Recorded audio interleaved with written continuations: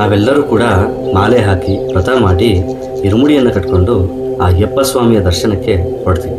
ನಂತರ ಪಂಪಾ ಸ್ನಾನ, ಶಬರಿ ಪೀಠ, ಶರಣ್ಗುತ್ತಿ ಇವೆಲ್ಲವನ್ನು ಕೂಡ ದರ್ಶನ ಮಾಡಿ ನಲಪಂಡಲಲ್ಲಿ ಇರ್ತಕ್ಕಂತಹ ಸಿಮೆಂಟ್ ಮೆಟ್ಟಿಲುಗಳನ್ನು ಹತ್ತಿದ ತಕ್ಷಣ ಬಲಗಡೆ ಒಂದು ಮರ, ಎಡಗಡೆ ಒಂದು ಅಗ್ನಿಕೊಂಡ ಕಾಣಿಸುತ್ತೆ.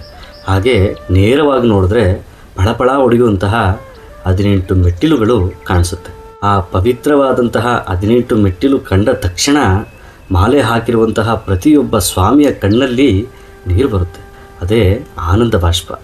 ಯಾಕೆ ಅಂದರೆ ಈ 18 ಮೆಟ್ಟಿಲುಗಳು ಹತ್ತಿದ ತಕ್ಷಣ ನಾನು ಸ್ವಾಮಿಯನ್ನು ದರ್ಶನ ಮಾಡ್ತೀವಿ ಅನ್ನೋದು ಒಂದು ಪಾಯಿಂಟ್. ಆದರೆ ಮತ್ತೊಂದು, ಇಷ್ಟು ದಿನ ಆ 18 ಮೆಟ್ಟಿಲುಗಳಿಗೆ ಸಂಬಂಧಪಟ್ಟಂತಹ 18 ತತ್ವಗಳನ್ನು ಅರಿತು ಜೀವನದಲ್ಲಿ ಅಳವಡಿಸಿಕೊಂಡಿರುವಂತಹ ತೃಪ್ತಿ, ಸಂತೋಷ ಪ್ರತಿಯೊಬ್ಬ ಸ್ವಾಮಿಯ ಕಣ್ಣಲ್ಲೂ ಕಾಣಿಸ್ತಾ ಇರುತ್ತೆ. ಇಷ್ಟಕ್ಕೂ ಆ 18 ಮೆಟ್ಟಿಲುಗಳ ತತ್ವಗಳ ಅರ್ಥವೇನು ಅಂದರೆ, ಅಲ್ಲಿ ಇರ್ತಕ್ಕಂತಹ 5 ಮೆಟ್ಟಿಲುಗಳು ಪಂಚೇಂದ್ರಿಯಗಳನ್ನು, 8 ಮೆಟ್ಟಿಲುಗಳು ಅಷ್ಟರಾಗಗಳನ್ನು, ಹಾಗೆ 3 ಮೆಟ್ಟಿಲುಗಳು ತ್ರಿಗುಣಗಳನ್ನು ಮತ್ತು ವಿದ್ಯೆ ಅವಿದ್ಯೆಯನ್ನು ಸೂಚಿಸುತ್ತೆ. ಮೊದಲಿಗೆ 5 ಮೆಟ್ಟಿಲುಗಳನ್ನು ಪ್ರತಿನಿಧಿಸುವಂತಹ ಪಂಚೇಂದ್ರಿಯಗಳು ಅಂದರೆ ಕಣ್ಣು, ಕಿವಿ, ಮೂಗು, ನಾಲಿಗೆ, ಚರ್ಮ, ಈ 5 ನಮ್ಮ ಇಂದ್ರಿಯಗಳು. ಸಾಮಾನ್ಯವಾಗಿ ನಮ್ಮ ಇಂದ್ರಿಯಗಳು ಯಾವಾಗಲೂ ಕೂಡ ಸುಖವನ್ನೇ ಹುಡುಕ್ತಾ ಇರುತ್ತೆ. ಇದರಿಂದ ದೈಹಿಕವಾಗಿ ಹಾಗೂ ಮಾನಸಿಕವಾಗಿ ನಾವು ಯಾವುದೇ ಸಾಧನೆಯನ್ನು ಮಾಡಲು ಸಾಧ್ಯವಾಗೋದಿಲ್ಲ. ಅದಕ್ಕೆ ನಾವು ಮಾಲೆಯನ್ನು ಧರಿಸಿದಾಗ, ಬ್ರಹ್ಮಚರ್ಯ ಪಾಲನೆ ಮಾಡುವಾಗ ಇಂದ್ರಿಯಗಳ ಮೇಲೆ ಹಿಡಿತವನ್ನು ಸಾಧಿಸ್ತೀವಿ. ಅದಕ್ಕೆ ಧ್ಯಾನ ಮತ್ತು ಸಕಾರಾತ್ಮಕ ಚಿಂತನೆಯನ್ನು ಮಾಡ್ತೀವಿ. ಆಹಾರವನ್ನು ನಿಯಂತ್ರಣದಲ್ಲಿ ಇಡ್ತೀವಿ. ಸತ್ಸಂಗವನ್ನು ಮಾಡ್ತೀವಿ.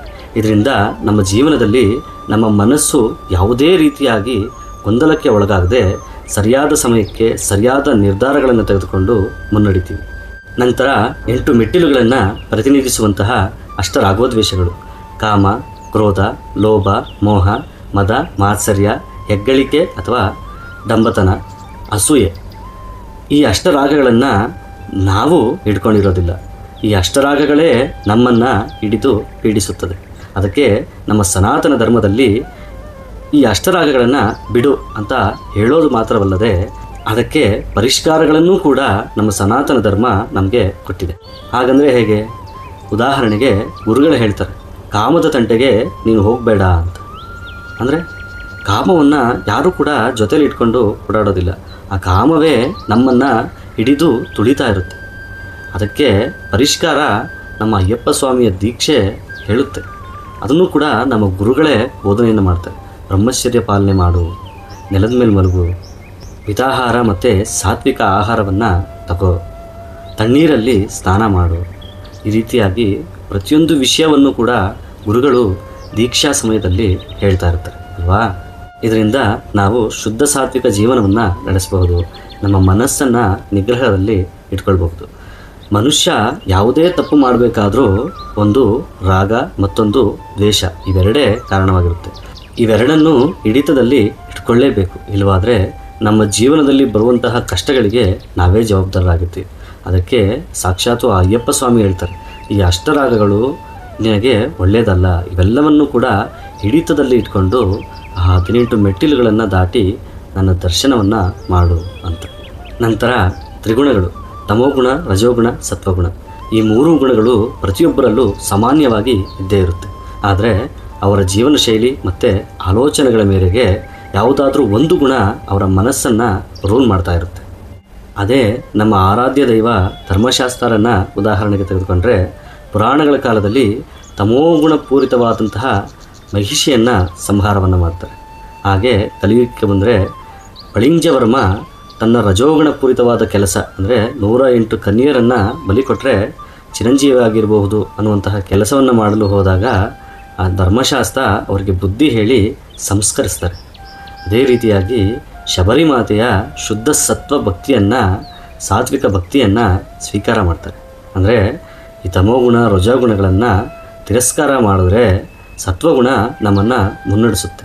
ಇದರಿಂದ ಜ್ಞಾನವಂತರಾಗ್ತೀವಿ. ಅಂತಹ ಜ್ಞಾನವನ್ನು ಪಡೆದುಕೊಂಡು ನನ್ನ ಬಳಿಗೆ ಬಾ ಅಂತ ಸಾಕ್ಷಾತ್ತು ಆ ಧರ್ಮಶಾಸ್ತ್ರ ಹೇಳ್ತಕ್ಕಂಥದ್ದು.